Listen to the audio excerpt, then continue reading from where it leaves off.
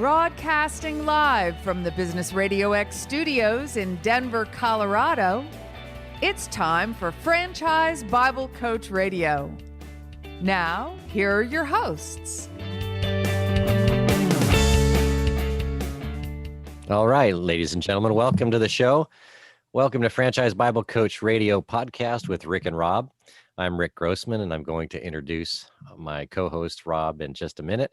And our special guest today is Scott Talley. He's the founder and CEO of Network in Action. And today we're going to be talking about a little bit about his business and especially, some strategies coming through the COVID pandemic and some of the good tips that we can take into the future from Scott. So with no further ado, I'm going to introduce my co-host, Rob Ganley. Hey, Rob. Hey, Rick, Scott, how are you guys today? It's good to be here.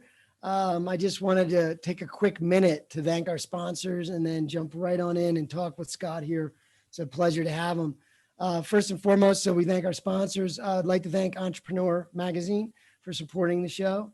Franchise Bible and Rick here, the author. Thank you for supporting the show, as well as SEO Samba. You can find them at SEOsamba.com. SEO Samba is the creator of the franchise marketing operating system, and it's a unified platform that both franchisors and franchisees use to work together to better market their services, their franchise services. So check that out, SEOsamba.com. So thank you very much. And without further ado, I want to jump right in. And then one of my favorite questions I say at every show is to ask guys like Scott how he got to where he got to, CEO of Network in Action. So Scott, tell us a little bit more about how you became, how the franchise came to be and how you got to where you are. Wow. Well, first of all, thank you guys for having me. I appreciate it so much. I know you've got a big audience to pull from, so I'm flattered. Mine is pretty simple. My wife got a real estate license. She was going to go to work for the first time, finally got the two kids off to school. And I was a marketing guy, had owned my own marketing company. And, I said, I can put your little white pearls on and I'll take pictures and I'll market the heck out of you and you won't get any business. You got to go network. And I would usually follow that up with some snide comment about how much I hated it and how I didn't like the way it was done and how much time was wasted.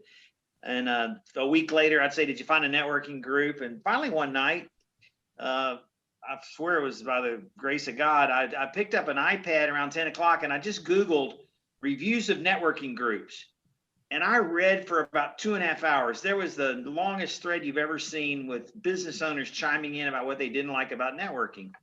And I recognized the theme that ran through that thread and went into the bedroom about 1:50 in the morning. And she was like, what have you been doing? I said, I've got the best idea I've ever had. And that was the inspiration behind Network in Action, was to create something new in the marketplace between traditional weekly networking that's run by volunteers and LinkedIn, which is all technology. And so that's what the inspiration behind Network in Action. I love that. Love that. Wonderful. So in general, what's it look like today? Where are you at with in terms of the number of franchisees and the network? Knock on wood, it has been just a crazy trajectory. Think about it. There's about 14,000 franchises, 16,000 awarded every year, right? And there's about, everybody's only getting about 4, right? And we're at 64 in our 4th year. Wow, good for you. That's wonderful. Yeah, we've never had a failure. That's what I'm most proud of. It's one thing to partner with you and do it really rapidly. It's another thing if you're leaving a bunch of people in your wake. Right. And we don't have any failures, which I'm really proud of. And it's been crazy. So we had a little bit of time of crickets during COVID, from about March 1st through the end of August or so. I think people were waiting to see what this was going to be like and what was going to survive and what wasn't. But wow, since then, we've added 10 franchises in the last 6 weeks, and we have another 7 we'll add before Christmas, it looks like. So, good for you. And what's your total? That's going to put us at 60. That's going to put us at about 72 by Christmas, and about 54 different franchise owners. We've got a gentleman who bought an area developer and owns the rights to 10 groups. and another guy that just bought an existing franchise owner who decided to extend his footprint in Austin, Texas. And so now he'll set up 15 groups of networking groups for business owners in Austin.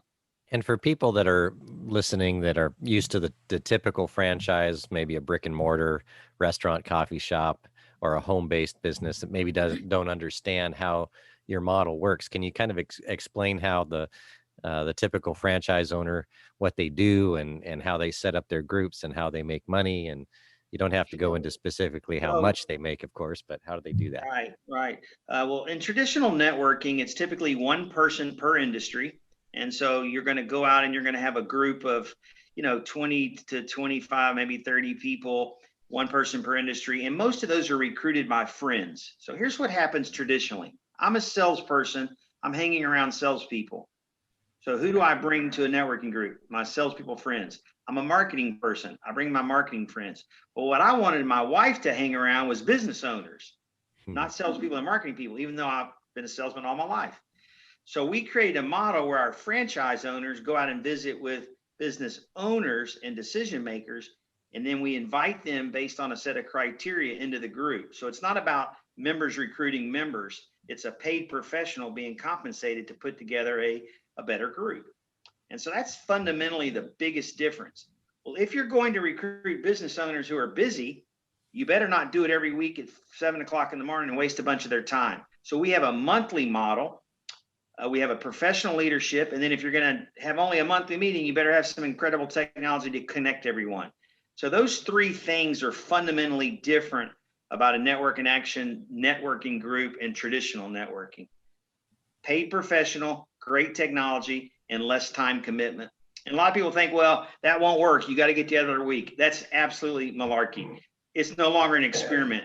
We have hundreds of groups around the country in 18 different states. We've never had a failure. People love the model. Just like you get someone to shop for your groceries, or you get someone, you move into a high rise, or you put AstroTurf in your yard. Everyone's looking for more time. Right. So the franchise owners make a cut of the membership dues. Is that how they make more than a cut? I've been selling all my life, and I've never had basically a 91% commission. So we have a 9% royalty. So for every dollar they bring on the membership, they're making 91%. And the good news is there are no other real expenses. So post-COVID, we're meeting virtually. Previous to COVID, we would meet in a restaurant in a private room. Still not spending any money to do that because the restaurant's empty in the afternoon. So we came up with a model that's very similar in terms of the investment a business owner would make in a traditional networking group is about $1,800, with about 60% of that going to the restaurant because they're meeting in the morning. Right. What we did is we meet when no one's in the restaurant, don't have a meal, and all of a sudden that money can go to our franchise owners. So the investment for the business owner is the same. It's just 80 less hours a year.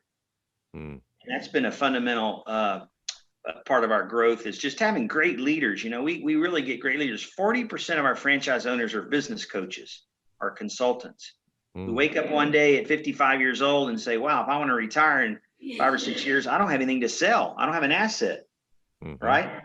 And so they recognize that they need to network anyway. So instead of paying for networking, why not own the networking groups in the area, build their coaching practice? So income's going to go up on the coaching practice, and then they can make 6 figures plus. And we disclose that in our item 19. So our average franchise owner, we think, is the highest in the country on a $40,000 investment at $142,000. And that's disclosed in our item 19. Wonderful. That sounds exciting. There's very little overhead too. Yeah, very little. You've got, we actually, Rick, give everyone a $50 Staples card when they buy their franchise, because we like to be able to say to them that they don't need anything other than gas to get to and from their appointments. So there's no brick and mortar. There's no employees. You don't even need QuickBooks to run this business. There's really, you need a ream of paper throughout the whole year and some temporary name tags. Wow, that's a great model. And do you have it sounds like you have proprietary networking, like for meetings, like Yes. kind of like we're doing now, virtual meetings.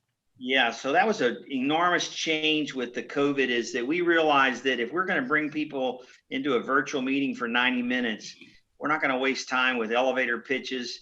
We're not going to waste time whipping around and saying somebody's passed a referral. So we've actually created a new agenda every month since March that gives members an added value. So our networking meeting has plenty of time to get to know you and your favorite sports team and what church you go to and your kids go to school. But we also leave every meeting with either some type of benchmarking or some type of mastermind that's taking place during that 90 minutes. And so a lot of people stay in our groups just for the added value of what they get in a meeting. Nice. Well, that's great. And so how has COVID, well, that's pretty obvious how COVID's changed your model. Is there any other adaptations maybe with the way that you market for franchisees and how you recruit? Great question. Rick, I had a lady that has quadruplets, believe it or not, in Phoenix, Arizona, had bought her franchise about 5 weeks before COVID hit in March, and her husband was laid off. So we've got a disaster here.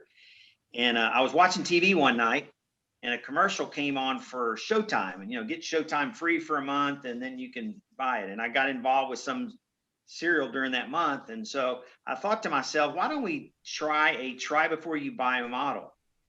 So we created a template, just a test with her in Phoenix, Arizona, because I wanted to try to help her family. They were in real trouble.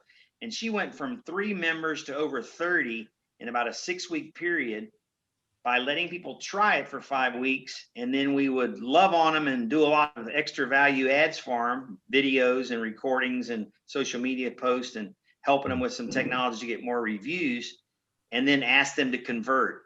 And it has been wildly successful. Now that's totally changed. Even after COVID, we'll continue to let people actually try our model. We believe that they will be so impressed with the leadership and the technology and the quality of the people in the group that they'll easily convert. And right now, about 76% of them across the country are doing that. Wow. So we've had about 10 to 12% growth in the last 5 months across the country in our groups. That's wonderful. What's the average number of groups that an owner manages or has? Yeah, great question. So in our typical model of $40,000 franchise fee, they're going to operate 3 networking groups in different parts of near their home or in different parts of their city. So they'll have a protected territory, but they will be able to get members from anywhere. So people can come from outside their protected territory to that meeting. But that's just going to help us know not to award a franchise on top of them. Wow, that's very good. Well, it sounds like you kind of defined pivot. A lot of people are talking about the new thing these days is pivot. Sounds like you guys jumped right in, and good for you.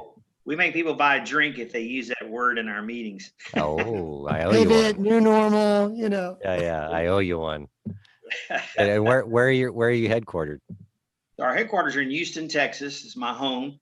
Nice. And what a really fortunate thing about our business is I get asked sometimes, like, where are you growing? We have a franchise all by itself up in Boise, Idaho, that's doing fantastic. We've got one in Baltimore, Maryland, and Columbia. So they're spread out all over. I like to say we're from Manhattan to Florida and South Carolina to California, but not everywhere in between. Right. You can do this anywhere, really. There's no distribution channel that's required. Awesome. Well, your new franchise owner has quadruplets. She outdid me by 1. We've got triplets. So. Oh, you got triplets?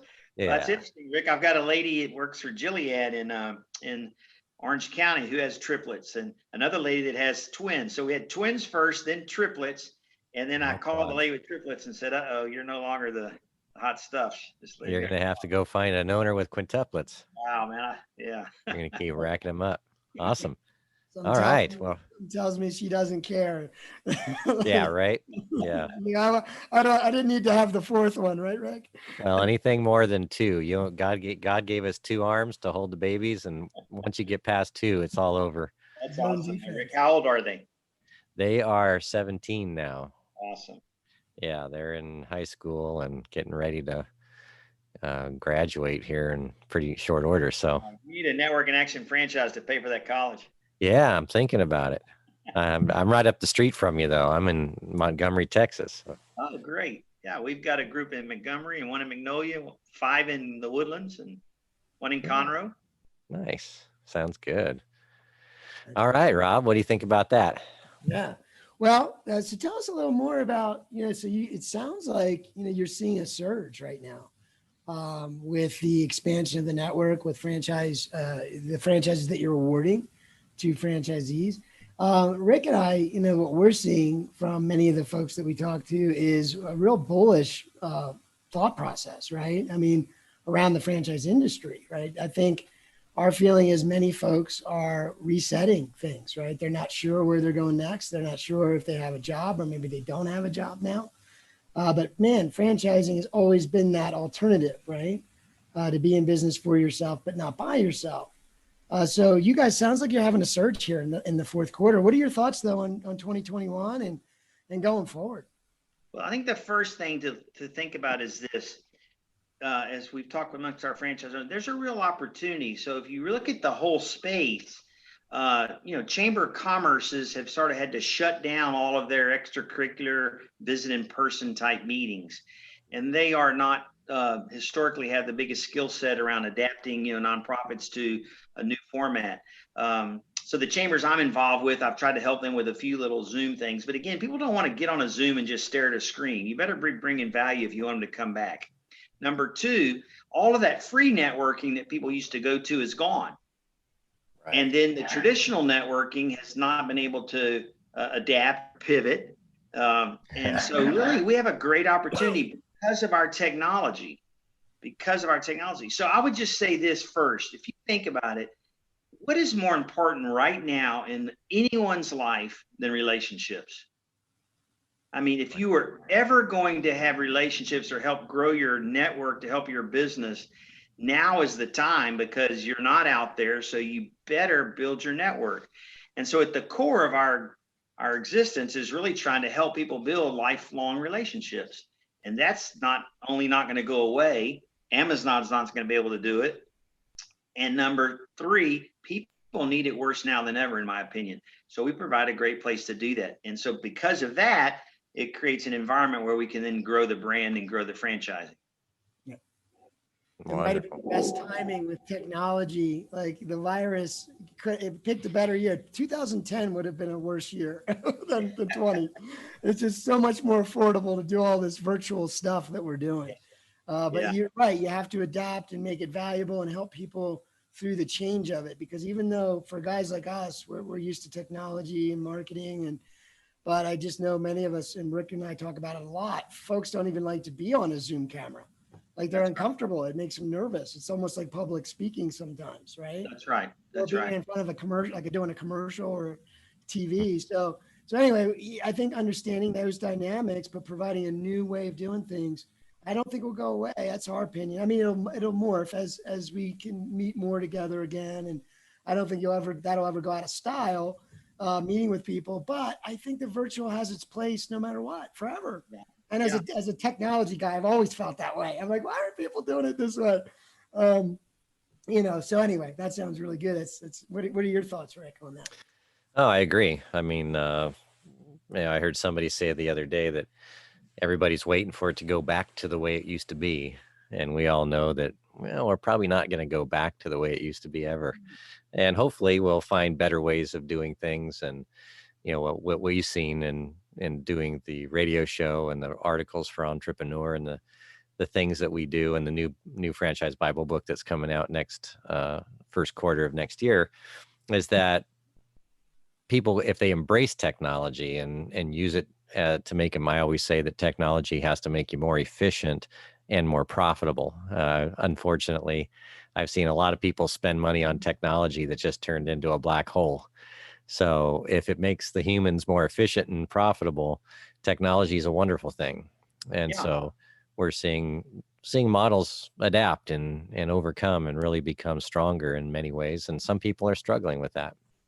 Yeah, it blows me away that I think about myself personally. If I was introduced to you on the first opportunity to speak with you about engaging in a relationship for the next 10 years as a franchise owner, the fact that 5 months ago I was doing that, the first 3 or 4 or 5 phone calls on a phone and not on Skype or Zoom or something is crazy. I'll never go back there. When somebody wants to speak now about a franchise, I immediately want to see if they, engage with them and just have the personal interaction. But it's interesting. It's also why, if you think about it, LinkedIn started as a networking platform. And it did work because the trust was never built and I never could get eye to eye and there wasn't time. So you're always going to need either the personal meetings or virtual meetings. You're going to need the leadership to hold people accountable. And that's what a formalized networking group like Network in Action does. Yeah, you're right. Leadership, I always say. Yeah. Good deal. Well, you told us a great story about a new franchise owner and how she was able to grow with one of your new offers. Tell us a story about one of your members, just one that pops into your head. Uh, one of your customers, right? The member businesses that really had an impact on them and their community, and using your system. Yeah, my favorite story is one that uh, is really close to the heart. Every one of our franchises have to conduct a community service project annually. Hmm. So the idea there is after about 10 months of getting to know each other, let's do something to give back to the community. So the franchise group will pick whatever it is, and it might be child abuse or the veterans or the environment. They get to pick a school. They might pick a military soldier to put in the group for free and mentor him in business or her, but they're all going to do something. And early on, our first group decided to do a veterans event. And of course, we wanted someone to chair it. And a delightful lady that worked for delivery service raised her hand. She said, I was a paratrooper and I'll volunteer to head this thing up. And she was very intense and she was going to make sure that this day went off great. And she did all of that. And fast forward about 2 years, and unfortunately, she was diagnosed with lung cancer. Hmm. The same group that had helped her build out this Veterans Day 2 years before said, our community service project this year is going to be to help Maureen. We're going to put a nanny in her home once a week for about 4 months. And we're going to provide Uber money for her to go to MD Anderson, the cancer center here, so she doesn't have to mess with parking. So it's like the people had seen Maureen's gift and her leadership, and then it came full cycle and they decided to chip in and help her.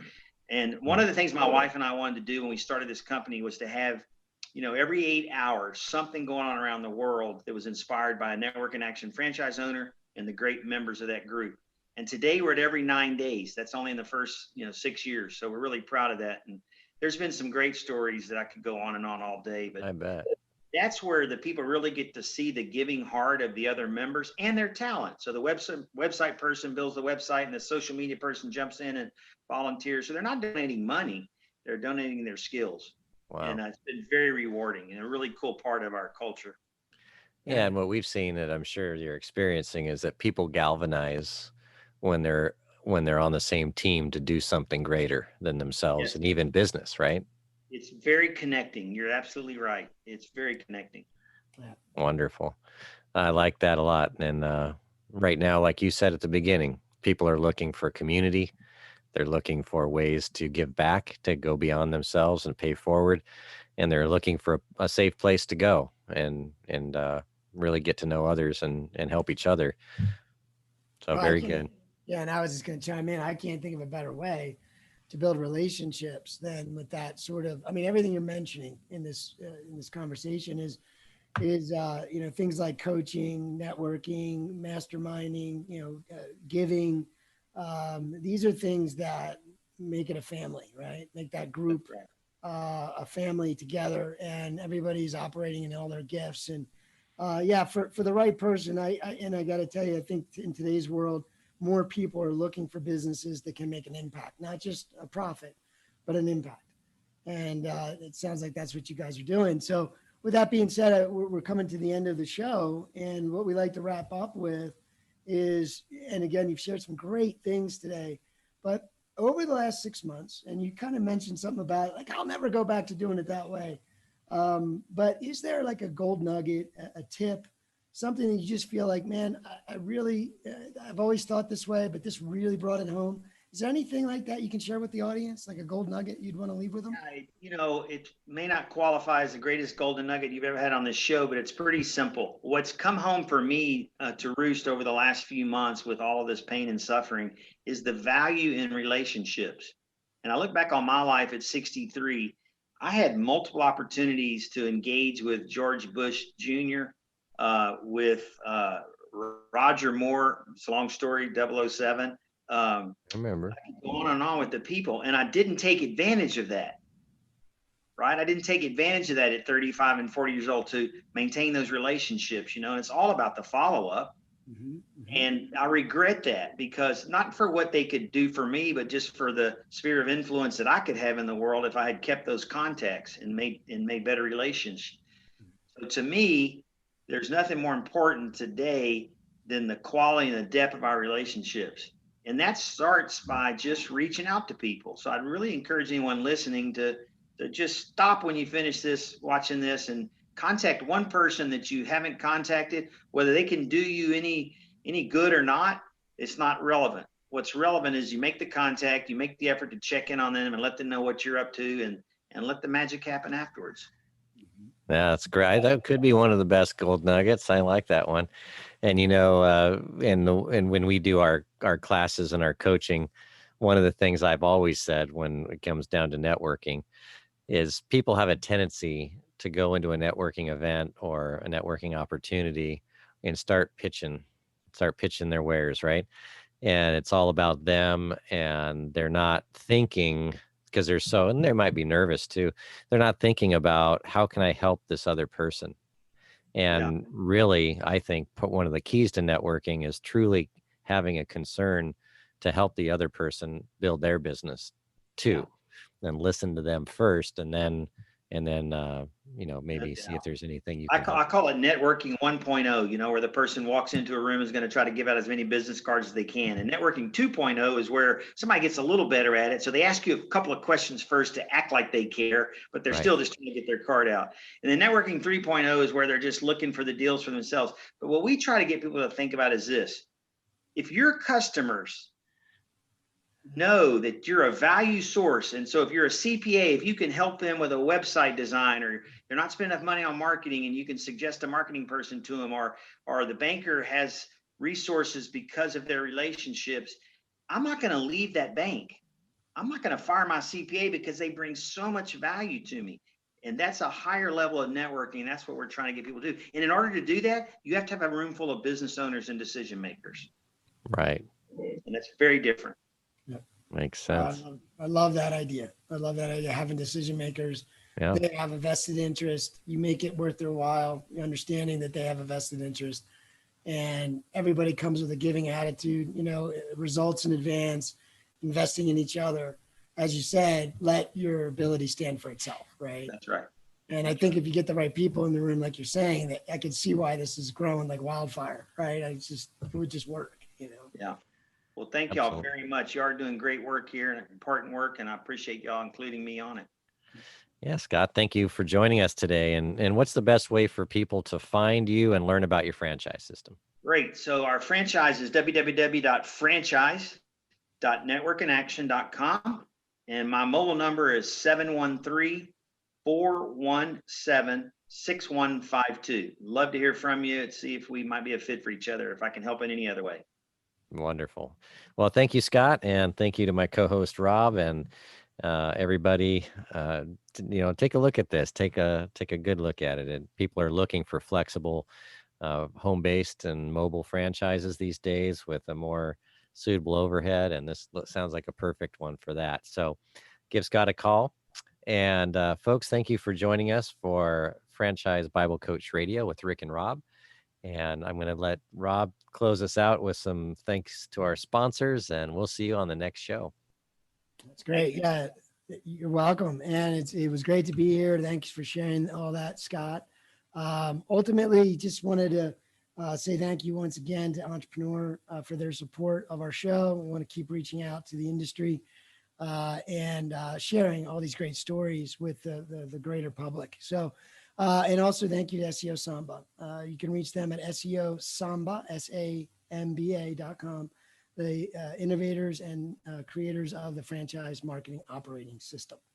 So thanks again to our audience. Thanks again to our listeners. And we look forward to you tuning in again to Franchise Bible Radio with Rick and Rob. Bye for now. Bye now. Thank you, guys.